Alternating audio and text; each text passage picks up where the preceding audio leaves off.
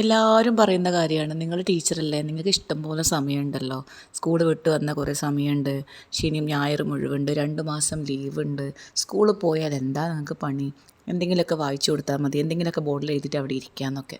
അത് സ്കൂളിൽ പോകുന്നവർക്കും വർക്ക് ചെയ്യുന്നവർക്കും ടീച്ചേഴ്സിനൊക്കെ മനസ്സിലാവുള്ളൂ അതിൻ്റെ ബുദ്ധിമുട്ട് എന്താണെന്ന്.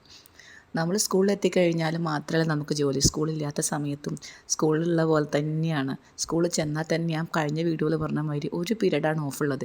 ഈ ബാക്കി 7 പീരീഡും അല്ലെങ്കിൽ 6 പീരീഡും നമ്മൾ ആ ഒരു ലീവും ചിലപ്പോൾ നമുക്ക് ആ ഒരു ഓഫ് നമുക്ക് കിട്ടില്ല.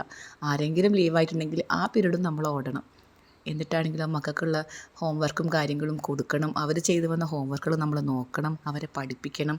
പോർഷൻ തീർക്കേണ്ട സമയത്തിനുള്ളിൽ നമ്മൾ പോർഷൻ കംപ്ലീറ്റ് ആക്കണം. വീട്ടിൽ വന്നു കഴിഞ്ഞാലോ നിങ്ങൾ വിചാരിക്കുന്നുണ്ടാവും ഫ്രീ ആയിരുന്നു. ഈ സ്കൂളിലെ കാര്യങ്ങൾ ഇഷ്ടം പോലെ നമുക്ക് ചെയ്യാനുണ്ടാവും. 2 മാസം വെക്കേഷനാണെന്ന് നമുക്ക് വിചാരിച്ചിരിക്കുന്നത് വെറുതെയാണ്. അത് വർക്ക് ചെയ്യുന്നവർക്ക് മനസ്സിലാവും. രാത്രി ആയിക്കഴിഞ്ഞാൽ പാരൻസിൻ്റെ വിളി ഉണ്ടായിരിക്കും, അതിന് റിപ്ലൈ കൊടുക്കണം. ഒരു തവണ വിളിച്ചിട്ട് നമ്മൾ ഫോൺ എടുത്തിട്ടില്ലെങ്കിൽ അതിൻ്റെ പരാതി വേറെ ആയിരിക്കും. അങ്ങനെ വീട്ടിൽ വന്നു കഴിഞ്ഞാൽ വീട്ടിലെ ജോലികൾ ചെയ്യണ്ടേ, അത് പിന്നെ ആര് ചെയ്യും? വീട്ടിലെ ജോലിയും ചെയ്യണം, സ്കൂളിലെ ജോലിയും ചെയ്യണം.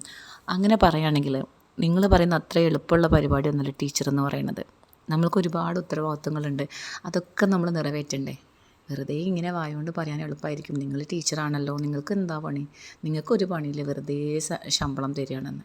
നമ്മൾ ഒരു ദിവസമെങ്കിലും ഒന്ന് ടീച്ചറായിട്ട് നിങ്ങൾ നിന്ന് നോക്കണം, അപ്പോൾ അതിൻ്റെ ബുദ്ധിമുട്ടും കാര്യങ്ങളൊക്കെ നിങ്ങൾക്ക് മനസ്സിലാവുള്ളൂ.